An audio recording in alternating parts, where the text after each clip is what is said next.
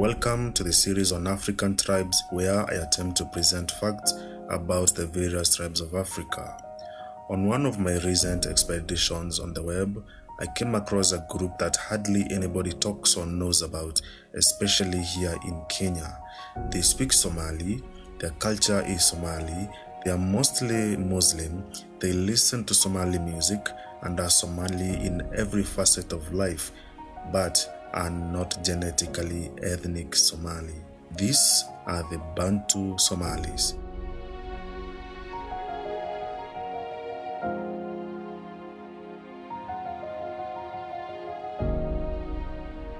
Their story is truly sad and tragic. Their history and the present reality in Somali made me weep for them, for it is full of misfortune.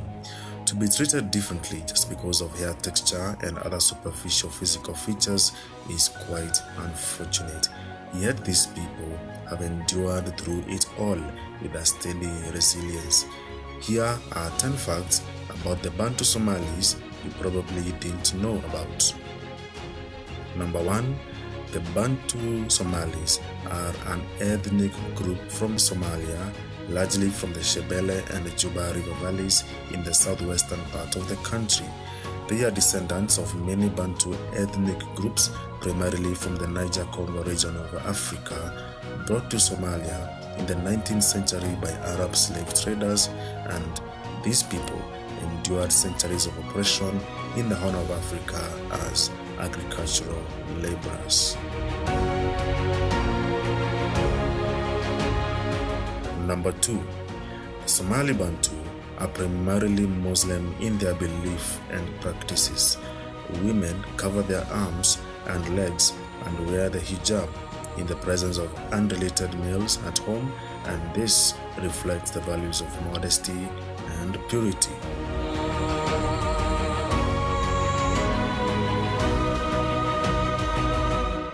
Number 3. Somali Bantu families often claimed membership in 3 of Somalia's 5 major clans, the Rud, Rahanwein, and Hawiye clans. The objective behind these efforts to integrate within the ethnic Somali clan system were to seek protection and alliances to further their collective interests.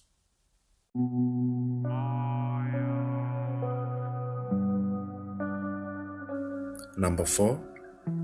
During the civil war in Somalia, Somali Bantus were one of the most vulnerable groups and suffered horribly at the hands of clan militias and criminal gangs.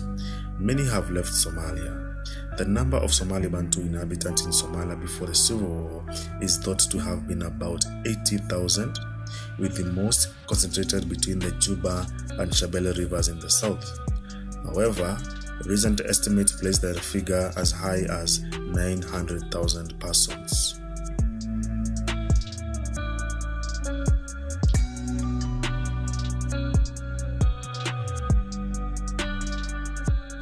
Number 5. Most can speak Somali, in particular the Afmei dialect, as well as the Bantu languages of Zigwa and Mashunguli. laakiin maalmaha ramadaanka la soo dhaafay aad ay u jabneed waxayna ahayd 50 ilaa wax ka yar sababta oo keentana waxa waaye beerihii gobolka oo biyo naafiyeen. Number 6. Unlike ethnic Somalis, most of whom are traditionally nomadic herders, Bantus are mainly sedentary subsistence farmers.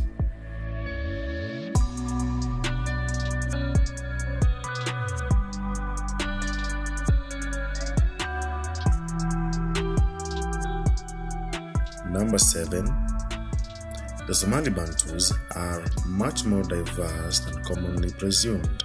Some had arrived thousands of years ago as migratory farmers and as the first people predating the Somali expansion into southern Somalia. There is another group that consists of individuals brought as slaves during the Arab slave trade. These are the descendants of Bantu ethnic groups found in South and East Africa, including Tanzania, Mozambique, and Malawi.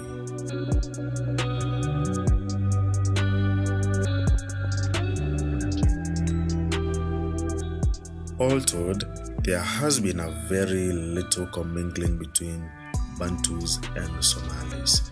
Formal intermarriage is extremely rare and typically results in ostracism in the few times it does occur.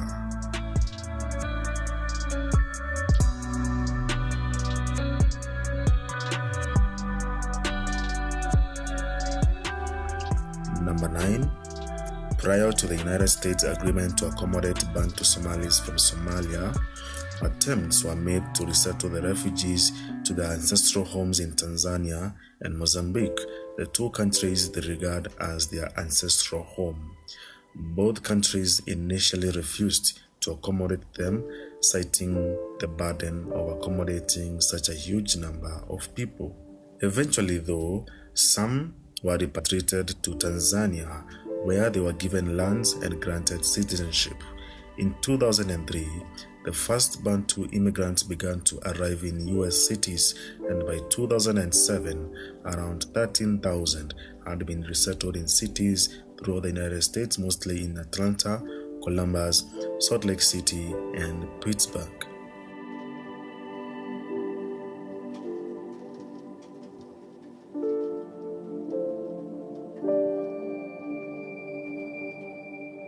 Lastly, number 10. Several Bantus in the USA, Europe, and Australia still dream of returning to Somalia to reclaim their properties which they lost to the war.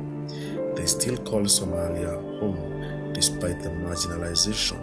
As a marginalized group, the Bantu lack true representation in politics and access to government services, educational opportunities, and professional positions in the private sector.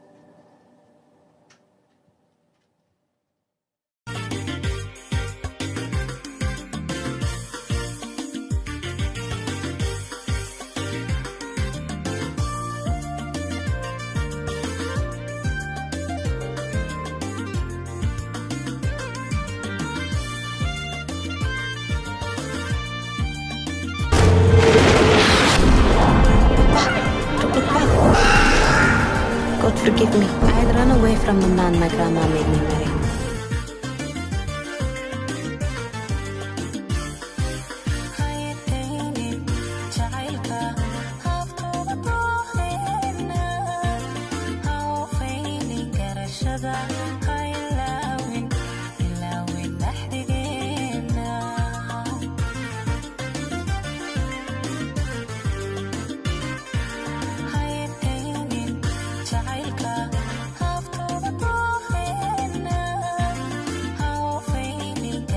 together.